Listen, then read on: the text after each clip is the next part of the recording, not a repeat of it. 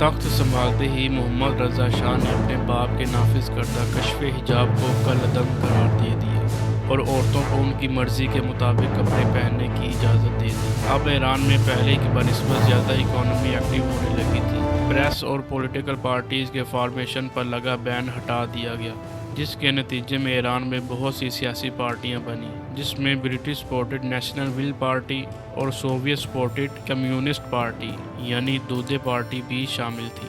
لیکن اب بھی ایران میں کانسٹیٹیوشن ریفارم لاگو تھا، بس فرق صرف اتنا تھا کہ پرائم منسٹر اور ریپرزینٹیٹیو شاہ کے سپورٹر ہی بنتے تھے اور ایران کی عوام اس کے سخت خلاف تھی۔ ایران کی عوام فیئر الیکشن کے ذریعے سے پرائم منسٹر کا انتخاب کرنا چاہتے تھے۔ لوگوں کے اس بڑھتے ہوئے غصے کو دیکھ کر شاہ کو مجبور 1951 میں ایران میں الیکشن کروانے پڑے۔ اس الیکشن کے بعد 28 اپریل 1951 کو محمد مصدق ایران کے پرائم منسٹر بنے۔ پرائم منسٹر بنتے ہی مصدق نے ایران کے تمام آئل سورسز کو نیشنلائز کر دیا، جس کی وجہ سے ایران کے آئل ریسورسز پر اب برطانیہ کا قبضہ ختم ہو چکا تھا۔ برطانیہ نے اس بات سے چڑ کر ایران پر اکنامک سینکشنز لگا دیے اور اس معاملے کو لے کر انٹرنیشنل کورٹ آف جسٹس چلا گیا۔ حالانکہ کورٹ اس معاملے میں دخل اندازی کرنے سے منع کر دیتی ہے۔ کورٹ کے اس فیصلے سے ایران میں خوشی کی لہر دوڑ گئی اور محمد مصدق نیشنل ہیرو بن گئے۔ لیکن یہ بات برطانیہ کو بالکل بھی ہضم نہ ہوئی اور اس نے محمد مصدق کو پرائم منسٹر کے تخت سے ہٹانے کی کوشش کرنا شروع کر دی۔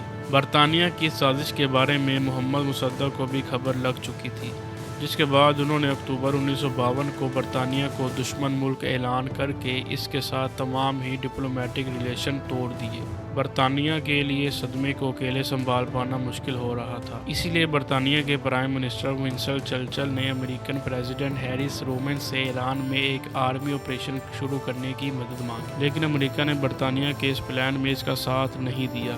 حالانکہ ونسٹن چرچل کو زیادہ لمبے عرصے تک انتظار نہیں کرنا پڑا اور جلد ہی 1952 میں امریکہ میں الیکشن ہوئے اور ڈیوائڈ ڈی امریکہ کے نئے پریزیڈنٹ منتخب ہوئے۔ سرکار بدلتے ہی ایران کو لے کر امریکہ سٹانس بھی بدل جاتا ہے۔ امریکہ اپنی ایجنسی CIA کو برٹش ایجنسی MI6 کے ساتھ مل کر مصدق کو تخت سے ہٹانے کی ذمہ داری سونپ دیتا ہے۔ CIA نے 15 اگست 1953 کو اپنے مقصد کو پورا کرنے کے لیے پہلا قدم اٹھایا، لیکن پہلی بار میں CIA پوری طرح ناکام رہی اور تختہ پلٹ نہیں کیا جا سکا۔ CIA کے اس ناکام کوشش کی وجہ سے شاہ کو ملک چھوڑ کر اٹلی بھاگنا پڑا، لیکن CIA کے اگلے ایکشن کی وجہ سے 19 اگست 1953 کو مصدق کو اریسٹ کر کے پاور سے نکال دیا گیا اور اس طرح برطانیہ اور امریکہ کی مدد کی وجہ سے محمد رضا شاہ ایک بار پھر سے ایران کے بادشاہ بنے اور ایک بار پھر انہوں نے اپنی پسند کا پرائم منسٹر چن لیا۔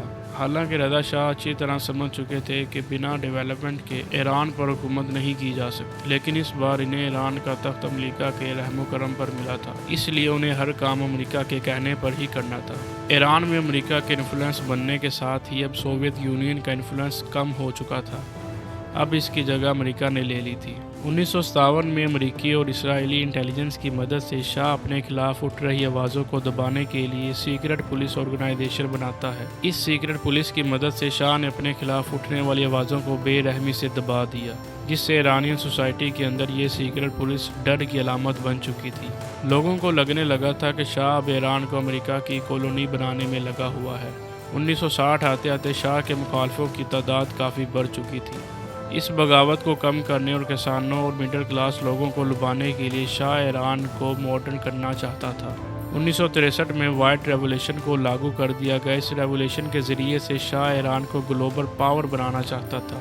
اس سے ایران میں کافی ڈیولپمنٹ ہوا اور شاہ کا یہ آئیڈیا ماسٹر سٹروک ثابت ہوا۔ انہوں نے پورے ایران میں لینڈ ریفارم کروائے اور سبھی جنگلوں کو نیشنلائز کیا۔ جگہ جگہ فیکٹری اور انفراسٹرکچر کا ڈیولپمنٹ بڑھنے لگا۔ اس کے علاوہ آئل انڈسٹری بھی تیزی کے ساتھ گرو کر رہی تھی۔ آئل سے ہونے والی کمائی میں ایران کی حصہ داری بننے کی وجہ سے ایران کی اکانومی بھی کافی سٹرونگ ہونے لگی تھی۔ اسی دوران محمد رضا شاہ نے ایران کی خواتین کے حق میں بھی کافی کام کرنے شروع کر دیے۔ انہوں نے نہ صرف خواتین کو ووٹ ڈالنے کا حق تک دیا بلکہ خواتین کو ایجوکیٹ کرنے کے لیے کئی اسکول اور کالجز بھی بنائے گئے۔ اب لڑکے اور لڑکیاں ایک ساتھ بیٹھ کر پڑھائی کر سکتے تھے۔ اس طرح شاہ ایران کو تیزی سے ماڈرن کر رہے تھے، لیکن اتنا کھلا پن اور اس طرح خواتین کو دی گئی آزادی ایران کے کئی لوگوں کو پسند نہیں آئی۔ وہ لگاتار شاہ پر ایران کے کلچر کو برباد کرنے کا الزام لگانے لگے، اور ایران کے مذہب پسند لوگ بھی ایران میں اسلام کے مطابق حکومت چاہتے تھے۔ لیکن لوگوں کا یہ غصہ اور ان کی مخالفت صرف خواتین کو آزادی دینے اور ایران کو ویسٹ کی طرز پر ماڈرن بنانے کی وجہ سے نہیں تھا، بلکہ لوگ شاہ اور اس کی حکومت میں ہونے والی منمانیوں اور ظلم کے خلاف تھے۔ دیکھا جائے تو وائٹ ریولیوشن سے ایران کا کافی ڈیولپمنٹ تو ہوا،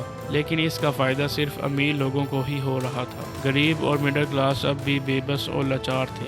مہنگائی لگاتار بڑھتی جا رہی تھی اور نوجوان بے روزگار تھے، جس کی وجہ سے ایران کا نوجوان بھی سڑکوں پر اتر کر سرعام شاہ اور اس کی حکومت کے خلاف آواز اٹھا رہا تھا۔ اسی دوران ایران میں ایک ریلیجیس لیڈر آیت اللہ خمینی کافی مشہور ہو رہے تھے۔ وہ خواتین کو دی جانے والی بے پناہ آزادی کے سخت خلاف تھے اور ایران میں اسلامی قوانین کے مطابق حکومت چاہتے تھے۔ انہوں نے شاہ کے وائٹ ریولیوشن کی بھی کافی جم کر مخالفت کی۔ ان کا ماننا تھا کہ اس وائٹ ریولیوشن کے ذریعے سے ایران میں ویسٹرن کلچر کو پروموٹ کیا جا رہا ہے۔ اس کے علاوہ آیت اللہ خمینی نے شاہ پر طاقت کا غلط استعمال کرنے کا بھی الزام لگایا اور 1963 میں شاہ کی پلاننگ کے خلاف ایک مینیفیسٹ جاری کیا، جس میں 8 بڑے مذہبی رہنماؤں کے دستخط بھی تھے۔ ایران میں چونکہ شیعہ مسلم زیادہ تھے، اس لیے تھوڑے ہی عرصے میں ان کے سپورٹر کی تعداد ایک دم سے بڑھنے لگی۔ اس طرح آیت اللہ خمینی محمد رضا شاہ اور پرائم منسٹر حسن علی منصور کو کافی ٹف ٹائم دے رہے تھے، اسی لیے آیت اللہ خمینی کو اریسٹ کر کے جیل ڈال دیا گیا۔ کچھ وقت بعد جب وہ جیل سے باہر نکلے تو انہیں ایران سے ہی نکال دیا گیا۔ مجبوراً انہیں ہمسایہ ملک عراق جانا پڑا، لیکن وہاں بھی وہ چپ نہیں بیٹھے اور انٹرویوز اور سپیچز کے ذریعے لگاتار لوگوں سے رابطے میں رہے۔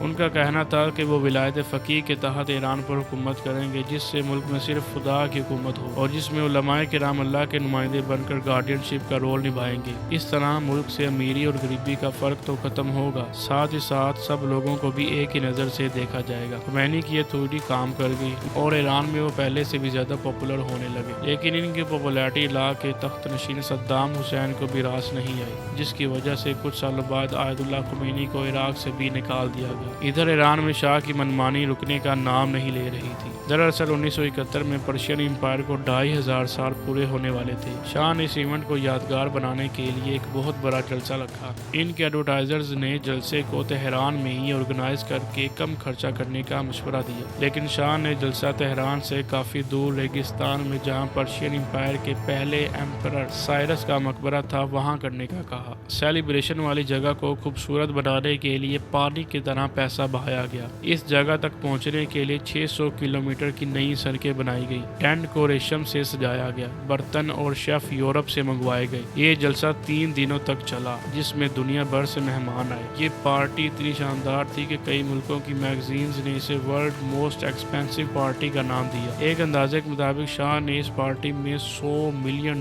کا خرچہ کیا تھا، جس کی ویلیو آج کے حساب سے تقریباً 30,000 کروڑ روپے بنتی ہے۔ اس بھاری بھرکم خرچے کی وجہ سے شاہ کو پریس اور لوگوں کی مخالفت کا کافی سامنا کرنا پڑا، لیکن طاقت کے نشے میں چور محمد رضا شاہ کو اس مخالفت سے کوئی فرق نہیں پڑنے والا تھا، بلکہ 1975 آتے آتے اس نے اپنے سبھی اپوزیشن لیڈرز کو جیل میں ڈال دیا۔ اپنی پارٹی کو چھوڑ کر باقی سب ہی پولیٹیکل پارٹیز کو بین کر دیا۔ میڈیا پر سینسرشپ لگا دی گئی۔ قریب 2 سالوں تک ایران میں ایسا ہی چلتا رہا، جو بھی شاہ کے خلاف بولتا اسے جیل میں ڈال دیا جاتا۔ اس ڈکٹیٹرشپ سے لوگوں میں غصہ بڑھتا جا رہا تھا۔ اس کا نتیجہ یہ نکلا کہ 1977 میں شاہ کے خلاف لوگ سڑکوں پر نکل آئے۔ جگہ جگہ گورنمنٹ کے خلاف پروٹیسٹ ہونے لگا۔ اس پروٹیسٹ میں یونیورسٹی کے اسٹوڈنٹس نے بھی کافی بڑھ چڑھ کر حصہ لیا۔ انہوں نے شاہ اور حکومت کے خلاف کھل کر نعرے بازی کرنا شروع کی۔ اسی دوران ایران میں ایک واقعہ رونما ہوا۔ 23 اکتوبر 1977 کو آیت اللہ روح اللہ خمینی کے بڑے بیٹے مصطفیٰ خمینی کی مسٹیریس طریقے سے موت ہو گئی۔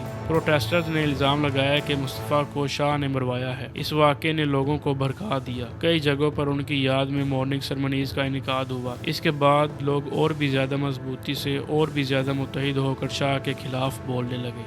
7 جنوری 1978 کو ایرانی news paper Iran and red and black colonisation نام سے ایک آرٹیکل چھپا، جس میں خمینی کو نشانہ بناتے ہوئے انہیں برٹش ایجنٹ اور میڈ انڈین پوئٹ हिट कहा गया। इस वक्त तक ईरान में खुमैनी नेशनल हीरो बन चुके थे। न्यूज़ पेपर में इस तरह के छपे रिमार्क से इनके सपोर्टर्स काफी भड़क उठे। ये आर्टिकल शाह और उसकी हुकूमत के कहने से ही छपा था, इसलिए इस आर्टिकल ने आग में घी डालने का काम किया। अचानक से खुमैनी के लाखों सपोर्टर्स तेहरान में जगह जगह प्रोटेस्ट करने लगे। लोगों की भीड़ ने शाह के घर को भी घेर लिया, लेकिन सिक्योरिटी ने उसी वक्त भीड़ को वहां से उधेड़ना शुरू कर दिया, जिसकी वजह से पीसफुली प्रोटेस्ट कर रहे लोग अचानक से अग्रेसिव हो गए और इस सिचुएशन को कंट्रोल करना पुलिस के लिए मुश्किल हो रहा था। लिहाजा पुलिस भीड़ पर गोलियां चलाने लगी। इस गोलीबारी में 300 से ज्यादा लोगों की जान चली गई। लेकिन इस इंसिडेंट के बाद भी ईरान में प्रोटेस्ट नहीं रुके, बल्कि अब तो और भी ज्यादा तेजी से और भी ज्यादा जोरदार तरीके से डेली बेस पर प्रोटेस्ट होने लगे।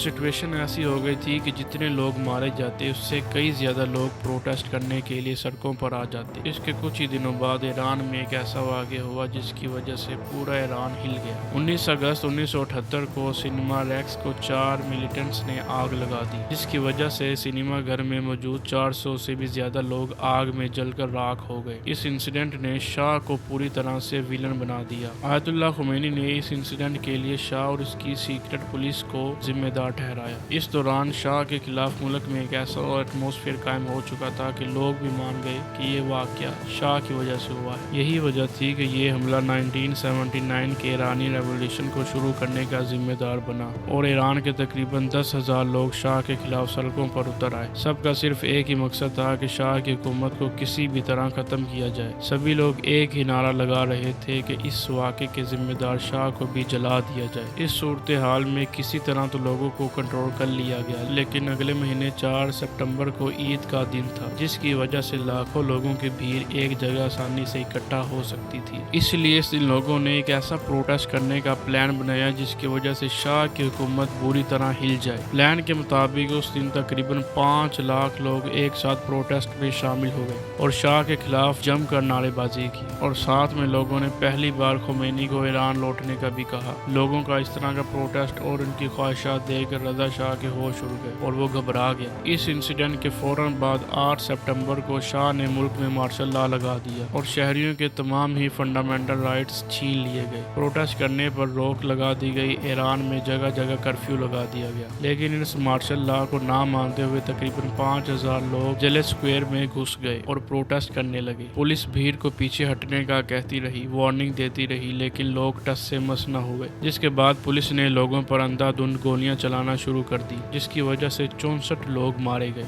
लेकिन इसके बाद भी पुलिस और लोगों के बीच की तकरार नहीं रुकी और शाम तक मरने वालों की तादाद 90 हो गई। ईरानियन रेवोल्यूशन में इस दिन को ब्लैक फ्राइडे के नाम से जाना जाता है। जेल स्क्वायर में बेशक कई लोग पुलिस के निशाने पर आने की वजह से अपनी जिंदगी खो बैठे थे, लेकिन इसके बाद भी शाह के खिलाफ लोगों का प्रोटेस्ट नहीं रुका। दिसंबर के बाद मुहर्रम के महीने में लोगों ने एक के बाद एक कई प्रोटेस्ट करने का प्लान बनाया। इस बार अवाम इरादा कर चुकी थी कि शाह को हर हाल में ईरान की गद्दी से उतार फेंकना है। लाखों की तादाद में लोग फिर से सड़कों पर थे। इस बार का ये प्रोटेस्ट महीनों तक चला। इस प्रोटेस्ट को दबाने की पुलिस ने हर मुमकिन कोशिश की, लेकिन कई सालों से चले आ रहे प्रोटेस्ट को दबाते दबाते अब पुलिस भी थक चुकी थी और उसका मोराल गिर चुका था। इस दौरान भी अमेरिका शाह को फुल सपोर्ट कर रहा था। अमेरिका ने ज़रूरत पड़ने पर शाह को फौजी सपोर्ट देने का भी अनाउंसमेंट कर दिया, लेकिन इस ऐलान की वजह से लोग डरने की बजाय और भी ज़्यादा भड़क उठे। लोगों ने जगह जगह अमेरिकन परचम जलाने और शायद यूएसए पपेट जैसे नारे लगाना शुरू कर दिए। भीड़ को बेकाबू होता देख शाह डर गया और 19 जनवरी 1979 को मेडिकल का बहाना करके अमेरिका भाग गया। शाह के मुल्क को छोड़ते ही लोगों में खुशी की लहर दौड़ पड़ी। ईरान के लोग इस कदर खुश थे कि जल्द ही शाह से जुड़ी चीज़ों को तोड़ फोड़ कर मिट्टी में मिला दिया।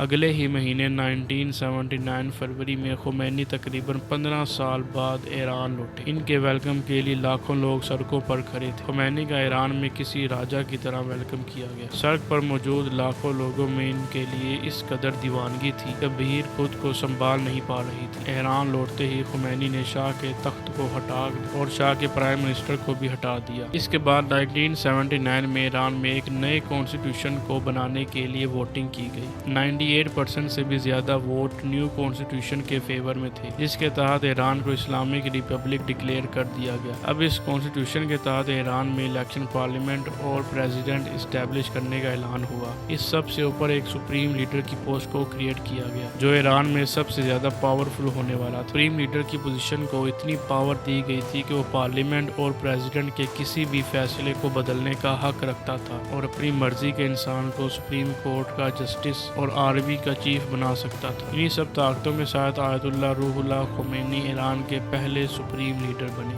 کانسٹیٹیوشن کے تحت ایران میں شریعہ لا کے ذریعے حکومت چلانے کا اعلان کیا گیا اور اس کو ہمیشہ بنائے رکھنے کے لیے اسلامک ریولیوشنل گارڈز کو قائم کیا گیا۔ ان کا مقصد صرف سپریم لیڈر کو سیفٹی دینا اور اس کانسٹیٹیوشن کو ہمیشہ کے لیے ایران میں بنائے رکھنا تھا۔ دیکھا جائے تو تب سے لے کر آج تک ایران ایک اسلامک ریپبلک ملک ہے اور وہاں بھی شریعہ لا کے حساب سے حکومت کی جا رہی ہے۔